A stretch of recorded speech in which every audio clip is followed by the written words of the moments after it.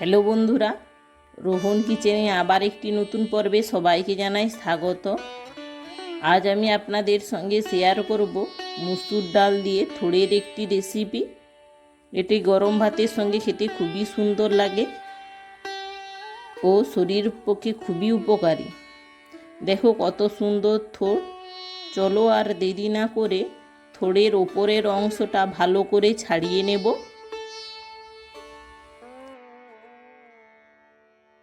এবার গোল গোল করে কেটে নেব এবং প্রত্যেকবারে আঁশগুলো আঙুল দিয়ে ঘুরিয়ে ঘুরিয়ে বের করে নিতে হবে।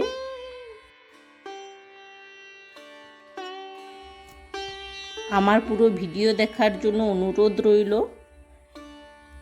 ভিডিওটি যদি ভালো লেগে থাকে অবশ্যই লাইক ও চ্যানেলটিকে সাবস্ক্রাইব করে দেবেন। চলো আপনাদের সঙ্গে কথা বলতে বলতে আমাদের গোল গোল করে কাটা হয়ে গিয়েছে। এবার সবগুলো একসাথে নিয়ে লম্বা লম্বা করে কেটে নেব। মুসুর ডাল দিয়ে থোড় রান্না করার জন্য কী কী লাগে প্রথমে দেখে নিন।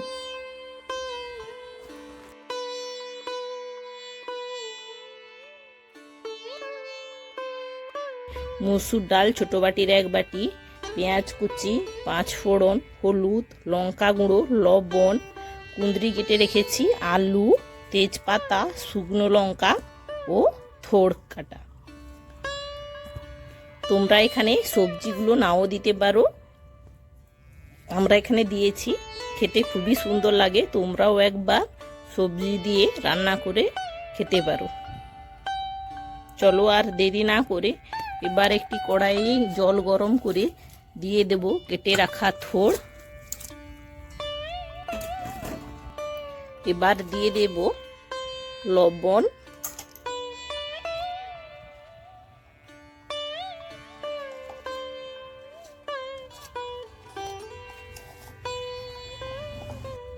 ও হালকা করে হলুদ দিয়ে 5 মিনিট সেদ্ধ করে নেব।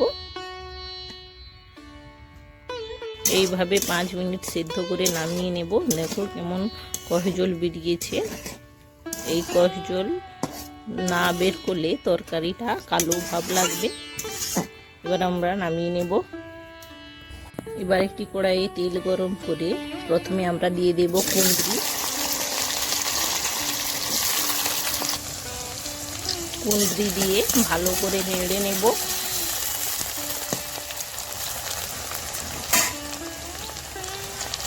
এবার দিয়ে দেব আলু। আলু দিয়ে ভালো করে নেড়ে নেব।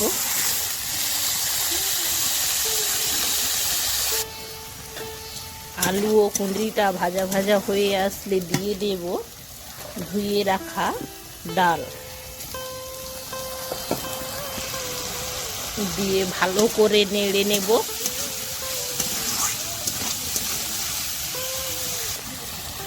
এবার আমরা দিয়ে দেব সেদ্ধ করে রাখা থোড়।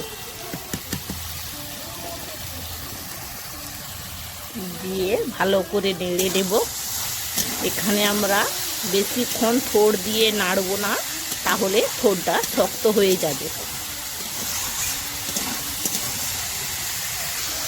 এবার আমরা দিয়ে দেব পরিমাণ মতো হলুদ। দিয়ে ভালো করে নেড়ে নেব।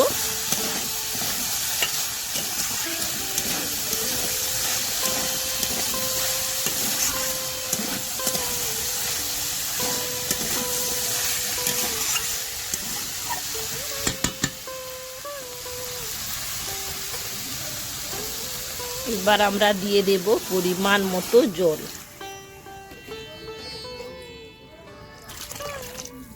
জল দিয়ে এখানে আমরা ঢাকা দিয়ে 20 মিনিট ডালটা সিদ্ধ হতে রেখে দেব।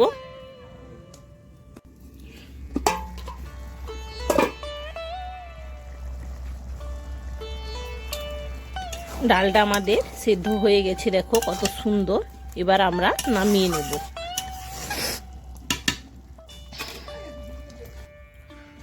এবার কড়াই গরম করে দিয়ে দেব সরষের তেল 2 চামচ। এবার দিয়ে দেব তেজপাতা,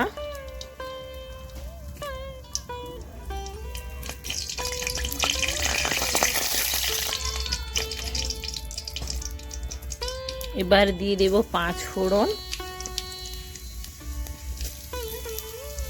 ও শুকনো লঙ্কা দিয়ে ভালো করে ভেজে নেব। এবার দিয়ে দেব পেঁয়াজ কুচি,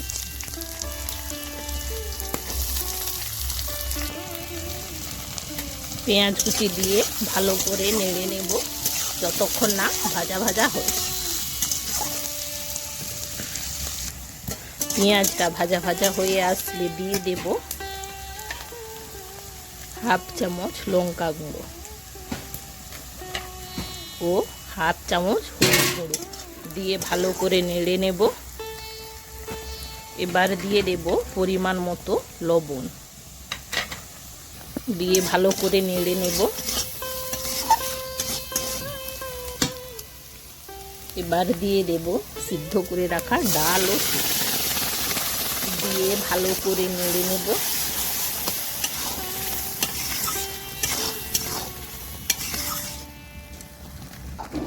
আমাদের হয়ে গিয়েছে, এবার আমরা নামিয়ে নেব। আজকের এই ভিডিওটি কেমন লেগেছে প্লিজ কমেন্ট করে জানিও। ভিডিওটি যদি ভালো লেগে থাকে অবশ্যই লাইক ও চ্যানেলটিকে সাবস্ক্রাইব করে পাশে থাকা বেল আইকনটি প্রেস করে দেবেন, যাতে পরবর্তী ভিডিও নোটিফিকেশান সবার আগে আপনাদের কাছে পৌঁছয়। এতক্ষণ আমার সঙ্গে থাকার জন্য অসংখ্য ধন্যবাদ। দেখা হচ্ছে আবার একটি নতুন কোনো ভিডিও নিয়ে। ততক্ষণ ভালো থেকো, সুস্থ থেকো।